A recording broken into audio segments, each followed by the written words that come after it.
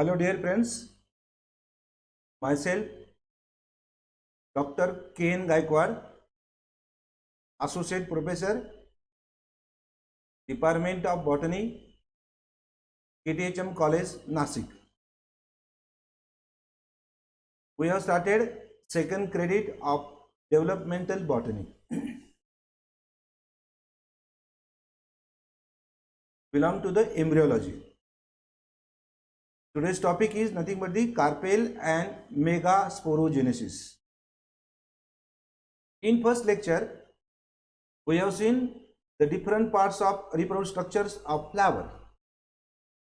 Androecium is a male sexual organ and gynoecium is nothing but the female reproductive structure. It is innermost hole of typical flower and it is female. The individual of gynoecium is called carpel. Carpel is born on the receptacle. Mostly the gynoecium or carpels are terminal in position, but in pea plant, pea family, they are lateral. Typical carpel consists of swollen ovary. It is expanded part of the gynoecium. Then long elongated hollow style is here. This style is very useful for the entry of pollen tube. When pollen grains are land on terminal knob-like structure of gynoecium, it is called stigma. They develop the pollen tube. Pollen tube development stimulates due to the activity of V2 cell. We have seen in male gametophyte development. Now, basal swollen portion is nothing but the containing the fertile cells. That fertile cells are called placenta. In this figure, actually development of female gametophyte takes place, but in before development of female gametophyte, we get the fertile cells are there. These fertile cells are developed the ooles.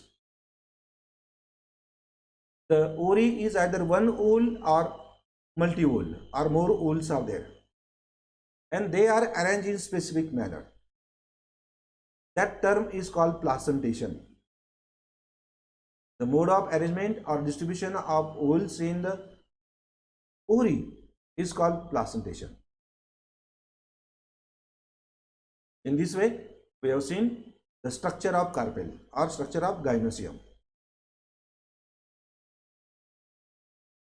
Now, within ovary, the ools are there. These ools are nothing but they are also called megasporangium. Typical ool is consist of different parts. This is called funiculus. Funiculus is nothing but the stalk of ool. Whatever may be nourishment supplied by the parent plant is through the funiculus. If you open any fruit of angiosperm, you will get the small stalk is there, and in incarnation this stalk is called funiculus. Now this is the base of ool. This base of ool is called chalaza. Then there is in this diagram there are the two outer coating layers are there. These outer coating layers are called integuments. It is nothing but the covering of ool. In some members of polypetalae and monocots, these integuments are in two number, and that type of ools are called bitegmic. Whereas in sympetalae, the ovule is only with one integument. That ools are called unitegmic. And in some plants of family Oleaceae and Santalum album, there is no ool. Such type of ools are called ategments. Integument, these two integument covers the body of ool and leaving a small opening at the top of ool. This small opening is called micropyle. Just near to the micropyle, there is a egg apparatus is there. That's why when fertilization takes place, pollen tube come here and enter through the micropyle mostly, and fertilization takes place. That results into the formation of diploid structure. It is called zygote. The central portion of ovule is called placenta. The placenta is made up of nucleus cells. This is nothing but the diploid mass of tissue covered by the integument. Actually, this region is made up of parenchymatous diploid cell and makes the main body of ovule. And these nucleus cells become responsible for the development of megaspore mother cell, MMC. These megaspore mother cell develop the megaspore. Out of 4, 1 or 2 or 4 develop the typical female gametophyte. It is called embryo sac. Now in this diagram, this is the embryo sac. Typical embryo sac shows toward the micropylar end, there is egg apparatus. At the center, there is diploid cell. It is called secondary nucleus. Secondary nucleus is developed due to the fusion of two polar nuclei. One comes from chalazal end, one is come from micropylar end. And before or just during fertilization, it become fused together. That's why they are diploid. And toward the chalazal end, there are 3 antipodial cells are there. Now in this diagram, this is the typical 8 nucleated embryo sac is there. Now in this point, we have seen the structure of typical ovule. I am going to repeat. Typical ovule shows the chalaza, then integument, nucleus, top of the ovule, nucellus, and at the center you will get the embryo sac is there.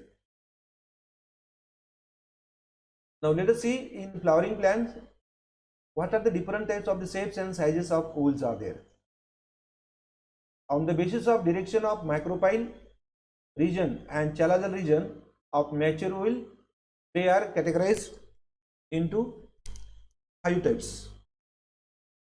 These 5 types are nothing but orthotropous, second one anatropous, third one amphitropous, campylotropous, and last one succinotropous. Now in this first diagram, this diagram shows the orthotropous ovule is there. It is an erect ovule in which micropyle, chalaza and funiculus lie in one line, lie in straight line. That is, micropyle is directed upward. Chalaza and funiculus is toward the downwards. This is the straight ovule. Now this type of the ovules are commonly present in the members of Polygonaceae and Piperaceae. Second type of ovule is nothing but the anatropous. Now see, this is diagram of anatropous ovule. It is an inverted type of ovule having bent funiculus. This funiculus is bent here. Micropylar end directed downward and chalazal end directed upward, and funiculus is bent. Such type of the ovules are very common in dicots and monocots. Now third type of ovule is called amphitropous. Now see what is the position of micropyle, chalaza and funiculus. In this case, ovule is horizontal. It is not straight or bent like this. It is horizontal. That is right angle to the stalk, right angle to the funiculus. Micropyle and chalaza are lateral in position. And funiculus is here. That means they are right angle to the funiculus. and this type of wool is commonly present in lemna plant. Next one, Campylotropus. This diagram. The shape of this wool is horseshoe shape because it is curved embryo placed transversely in the ovary. This wool is bent like horseshoe so that micropylar and chalazal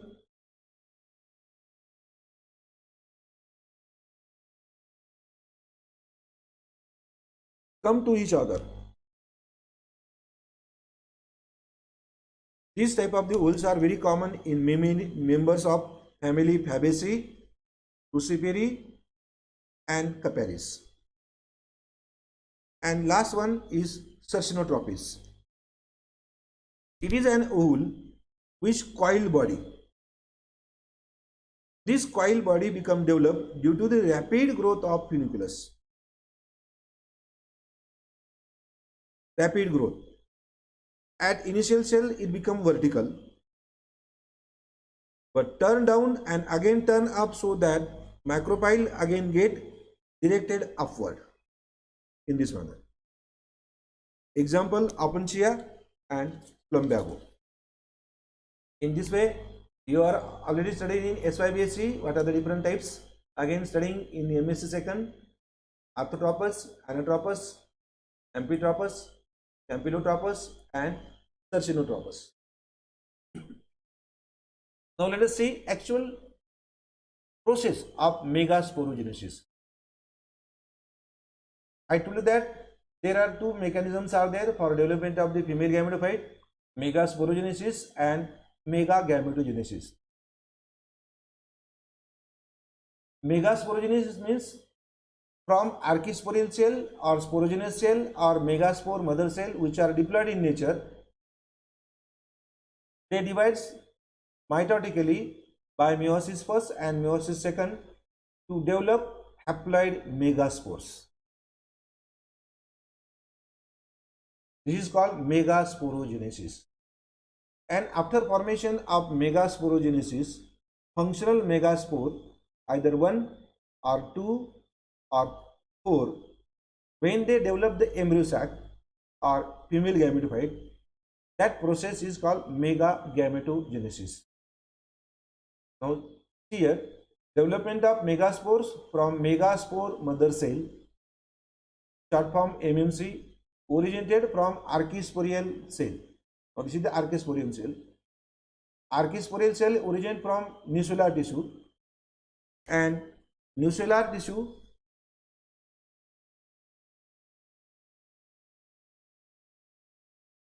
they are diploid, and archisporial cell develops from the nucellar tissue. But in angiosperm, on the basis of origin of archisporium wools are of two types, that is teninucellate and crassinucellate.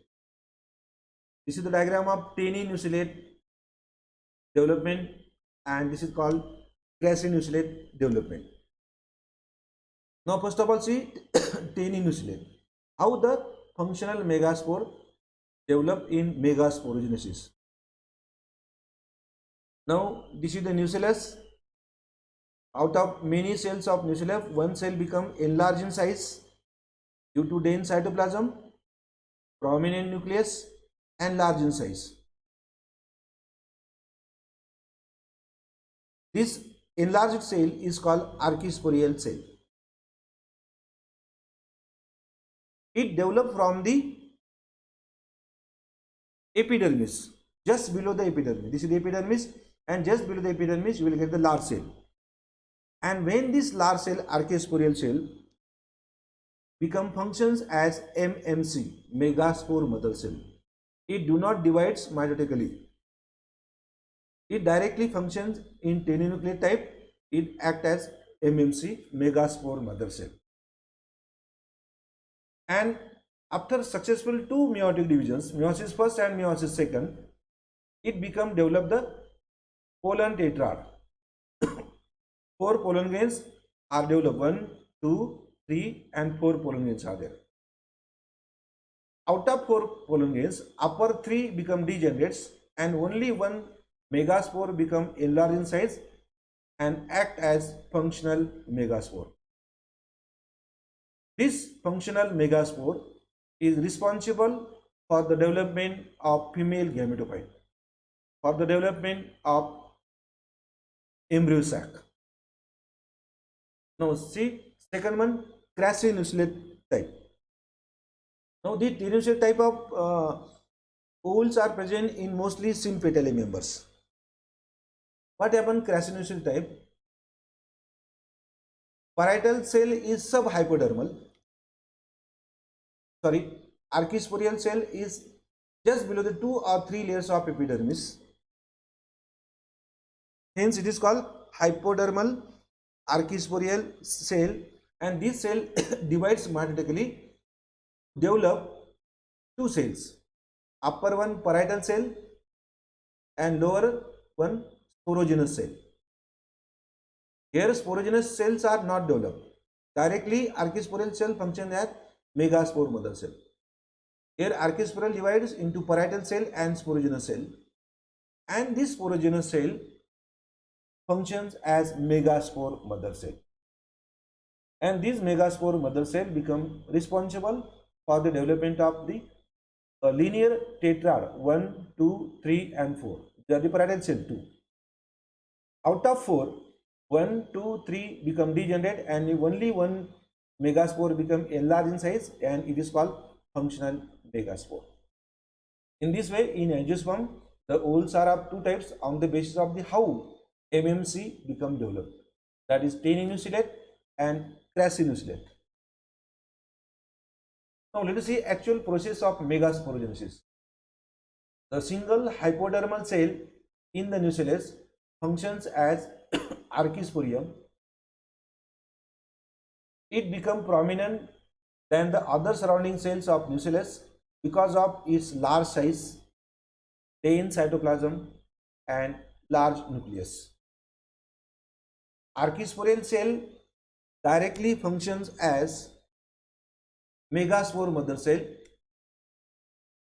in tenucleate ovules and pseudo-crassinucleate ovule. But in crassinucleate ovule, it divides perineally into outer parietal cell. In last slide, we have seen that, and inner sporogenous cell. Sporogenous cells are mostly large in size than the parietal cell. Parietal cells are responsible for the development of epidermal layer, and sporogenous cells are responsible for development of the female gametophyte. This sporogenous cell in crassinucleate ovule, it functions as megaspore mother cell. These megaspore mother cells are genetically diploid in nature. Megaspore mother cells are also called megasporocyte. Undergoes meiosis to form haploid megaspores. That means in meiosis first it goes on reduction number in chromosomes, and in meiotic there is no reduction of chromosome number, and the result of meiosis first and meiosis second, simply we call that meiotic divisions. They develop the haploid megaspore. The wall formation after meiosis first take down to form a dyad cell. In next slide we have a diagram. Similarly, the second meiotic division into dyad cell is transverse. In this way, a linear tetrad of megaspores is formed. There are different types of the arrangement of the tetrads in angiosperm. In some plant, for example, rheum and rumex, it develops tetrad. How they are developed? First meiotic division to develop the dyad cell. But in second cell of dyad, this cell become nuclear divide transversely, and upper dyad cell divides vertically. That's why in upper portion we will get the two cell, and in lower portion there is a linear arrangement of the two cells. and that results into the formation of T-shaped tetrad, which are arise due to the vertical division in macropyle dyad and transverse division in chalazal dyad. When both the meiotic divisions are followed by wall formation, only one of the four megaspore function and form the development of female gametophyte, and other three megaspores are degenerate. Either three megaspore of chalazal end or micropylar end degenerate and remain one is functional. And that when that one megaspore which is functional degenerate, and this functional megaspore when develops the female gametophyte, that type of embryo sacs are called monosporic. But in some plants, when out of four megaspore, two degenerates and only two functional, and these two functional megaspore develop the embryo sac, that embryo sacs are called bisporic embryo sac. And third type of the embryo sac in angiosperm plant is tetrasporic. In megasporogenesis, megaspore mother cell divides meiotically to develop the four megaspore without wall formation. They are developed in four direction, and when this four megaspore takes parts for the formation of the embryo sac, that embryo sacs are called tetrasporic. That means in angiosperm, total three types of the embryo sacs are there: monosporic, bisporic, and tetrasporic.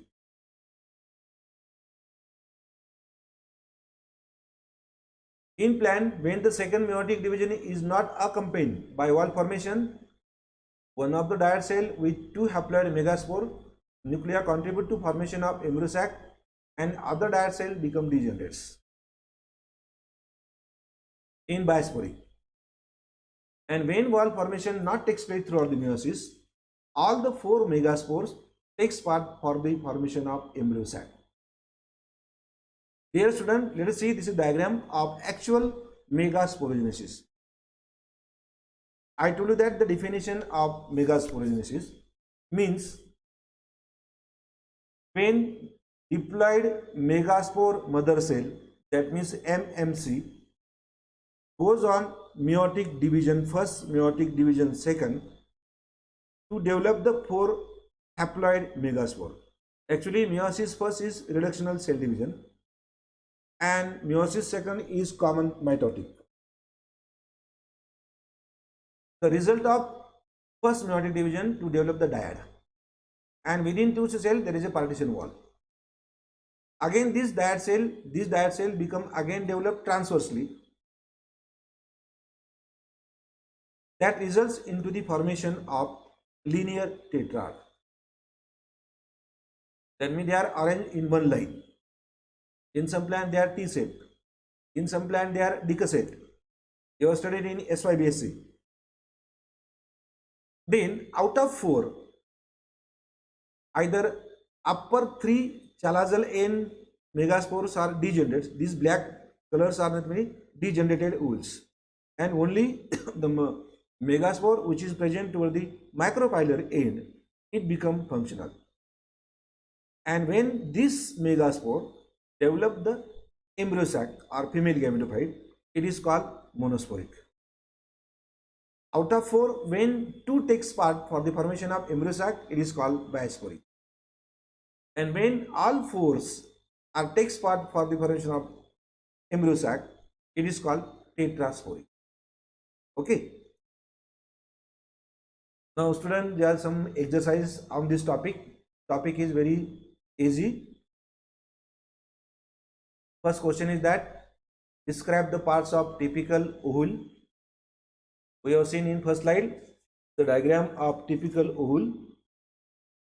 Typical ovule shows the stalk, that is called funiculus, base, that is called chalaza, outer coating called integument, then small opening is called micropyle, fertile cell are called nucellus, which contain the placenta, and after development of the female gametoid, it becomes the typical embryo sac. Typical embryo sac is nothing but the with egg apparatus with two synergies and one female gamete, that is the egg. At the center, there is a secondary nucleus. It is nothing but the fusion of two polar nuclei. That's why it is diploid. Second question is that explain the types of ovule. In angiosperm, there are 5 types of ovule: orthotropous, anatropous, amphilotropous, campylotropous, and succinotropous. Then you have to, in third question, you have to define megasporogenesis. It is the process in which haploid megaspores are developed by the meiotic division of megaspore mother cell. This is the definition. And fourth question is related to actual process. We have seen in slide diagram megaspore mother cell, meiosis first, meiosis second, and result of linear tetrad. Thank you.